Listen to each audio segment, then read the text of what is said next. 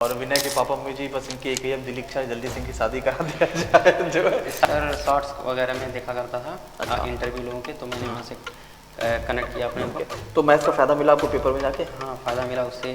Concept accuracy बहुत अच्छी रही उससे। एग्जाम ओरिएंटेड क्वेश्चन उसमें मिले। मैं घर ही रहता था, घर ही रह के ऑनलाइन पढ़ा करता था। तो मैं पापा मम्मी ने कहा नहीं कि अब ये सब मोबाइल गेम खेलना बंद करो, चलो पढ़ाई करो? नहीं, पापा मम्मी ने मुझे बहुत सपोर्ट किया, मुझे एकदम फ्री करके रखा हुआ था।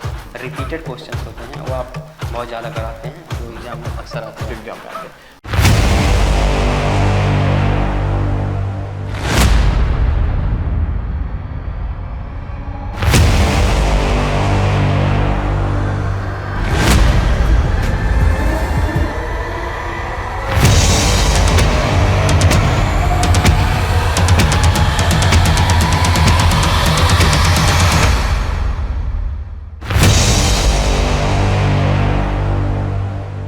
चलिए भाई, नमस्कार साथियों, स्वागत है आप सभी का एमडी क्लासेस के यूट्यूब चैनल पर। कैसे हैं आप सभी बच्चों? आपको लगातार टेक्नीशियन ग्रेड 3 के इंटरव्यू की श्रृंखलाएं देखने को मिल रही, जहां पर आप इस बात को समझ पा रहे हैं कि अगर हम भी नए साथियों और 2026 की तैयारी करना चाहते हैं तो हमें क्या क्या चीजों का विशेष ध्यान रखना पड़ेगा।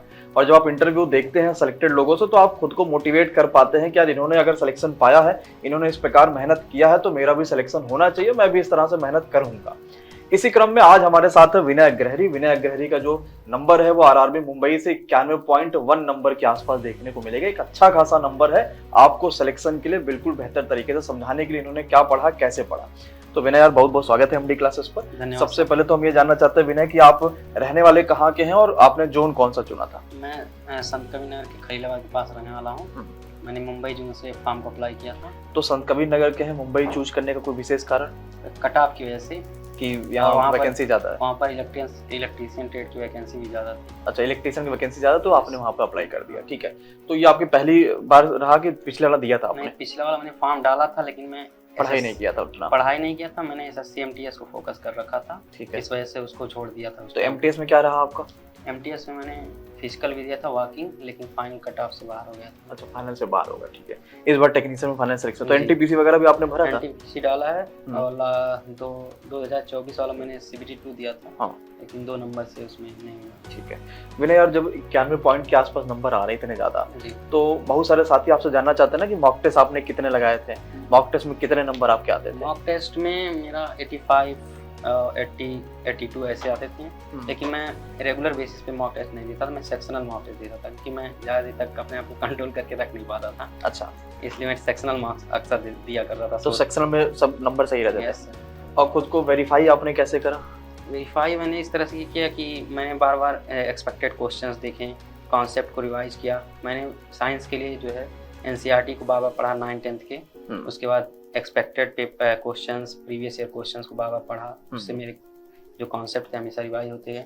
ठीक है, और मैथ के लिए आपसे क्लासेस ली, प्रैक्टिस क्वेश्चन। तो विनय अभी इसी चीज पर आएंगे। मान लीजिए कि आपका 91.1 नंबर रहा, तो इस पूरे जर्नी में एमडी क्लासेस से मुलाकात आपकी कैसे हुई? कैसे आपने जाना कि यार यहाँ चैनल पे पढ़ाई शुरू कराई जाती है? मैंने सर आपके मैथ प्रैक्टिस क्लासेस को पहले सेलेक्ट किया था पढ़ने तो के कैसे आप, मेरा चैनल कैसे मिला आपको?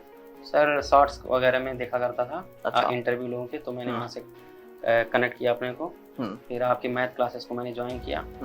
आप बहुत अच्छा पढ़ाते हैं प्रैक्टिस क्लासेस को, कॉन्सेप्ट को बहुत अच्छी तरह से बताते हैं। फिर मैंने रीजनिंग को भी सेलेक्ट किया था पढ़ने के लिए, पवन सर से। जी, ठीक है, तो मैथ्स का फायदा मिला आपको पेपर में जाके? हाँ, फ़ायदा मिला उससे। कॉन्सेप्ट एक्यूरेसी बहुत अच्छी रही उससे, और एग्जाम ओरिएंटेड क्वेश्चन उसमें मिले। एग्जाम यानी जो आपको लगभग पढ़ाया गया लगभग उसी तरीके से चीजें वहाँ पर देखने को मिली। जो रिपीटेड क्वेश्चंस होते हैं वो आप बहुत ज़्यादा कराते हैं, जो एग्जाम में अक्सर आते हैं। एग्जाम में आते हैं, और वही जरूरी भी कि हम दुनिया भर की चीजें पढ़ा के किसी को मास्टर तो बनाना नहीं है। हमें तो बस इन्हीं चीजों का फोकस करना है कि यार उन्हें उतनी चीजें पढ़ाओ जो एग्जाम में फंस जाए। विनय 30 जून को फिर से टेक्नीशियन का फॉर्म आ रहा है, और टेक्नीशियन एक ऐसी भर्ती रही, रेलवे ने 2024 में भी नई वाली भर्ती से पहले कंप्लीट कर दिया और 25 में भी नई वाली भर्ती से पहले रिजल्ट जारी कर दिया। तो बच्चों को बड़ा एक मोटिवेशन मिल जाता ना कि जून में एक तो फॉर्म आया था पिछले साल, और उसके यहाँ कुल मिला के जून तक में सब फाइनल होगा कि मेरा हो ही जाएगा, डीवी मेडिकल है। तो इन बच्चों के लिए क्या कहना चाहते हैं जो 30 जून वाले फॉर्म को अप्लाई करेंगे?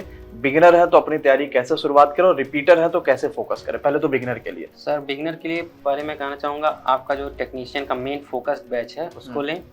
आपकी क्लासेस को रेगुलर पहले लेकर सिलेबस को कंप्लीट करें, रिवाइज करें, और मेनली मैं साइंस के लिए कहना चाहूँगा हम्म। कि क्लासेस तो लें ही, साथ ही साथ 9-10 के एनसीईआरटी बुक को लाइन टू लाइन एकदम रट डालें, पढ़ डालें। तो वो कैसे, क्योंकि होता है ना कि एक समस्या आती है एनसीईआरटी को पढ़ने समय में, बड़ा बोरियत लगता है, तो वो कैसे बच्चा अपने आप को उसके लिए नहीं, पहले जो क्लासेस हैं उसको लें, उससे क्या होगा कि हमारा इंटरेस्ट आएगा उस पढ़ने में, फिर उसके बाद एनसीईआरटी की बुक्स को थोड़ा थोड़ा करके पढ़ें, फिर हमारा इंटरेस्ट आएगा, क्वेश्चंस को देखें टॉपिक वाइज, उसके बाद साइंस बहुत अच्छे से कवर हो जाएगा। और मैथ के लिए आपकी क्लासेस को कवर करें, आपके प्रैक्टिस क्वेश्चंस को देखें, पीवाईक्यूज को देखें और मॉक टेस्ट दें। और रीजनिंग में आपने कैसे क्या करा? रीजनिंग में मैंने कॉन्सेप्ट तो मेरे पहले से क्लियर थे, मैं प्रैक्टिस क्वेश्चंस बस देखता था पवन सर का। हाँ। उससे आपको फायदा वहाँ पर जी, देखने को। जब पूरी हम तैयारी करते हैं तो घर वालों का बड़ा सपोर्ट रहता है इस चीज में लेकर, तो आप खैलाबाद ही रह के अपनी तैयारी करते थे कि कहीं बाहर रहते थे? मैं घर ही रहता था, घर ही रह के ऑनलाइन पढ़ा करता था। तो पापा मम्मी ने कहा नहीं कि अब ये सब मोबाइल गेम खेलना बंद करो, चलो पढ़ाई करो? नहीं, पापा मम्मी ने मुझे बहुत सपोर्ट किया, मुझे एकदम फ्री करके रखा हुआ था। अच्छा, कि काम करो चाहे ना करो, घर पे अच्छे से पढ़ो। तो अब कोई एक बात जो अपने पापा मम्मी को कहना चाहते हो कि ये इंटरव्यू आप भी आपका देखेंगे, वो कभी कभी लड़कों के साथ ये समस्या आती है ना कि हम पिताजी से सारी बातें नहीं कर पाते, तो ये कैमरा एक माध्यम होता है कि चलो सामने नहीं कह पा रहे तो कैमरे के माध्यम से कह सकते हैं। ओवरऑल मैं पापा मम्मी को बहुत आभार व्यक्त करूंगा कि उन्होंने मुझे पढ़ने के लिए इतना फ्रीडम दिया, पढ़ने के लिए इतना सपोर्ट किया, मुझे कोई ओवरलोड नहीं दिया कि जल्दी से करना है, जल्दी से जॉब लेना है, अच्छे से पढ़ने का टाइम दिया है। मैं उसके लिए बहुत ही आभार व्यक्त करता हूँ और सदा उनका आभारी रहूँगा।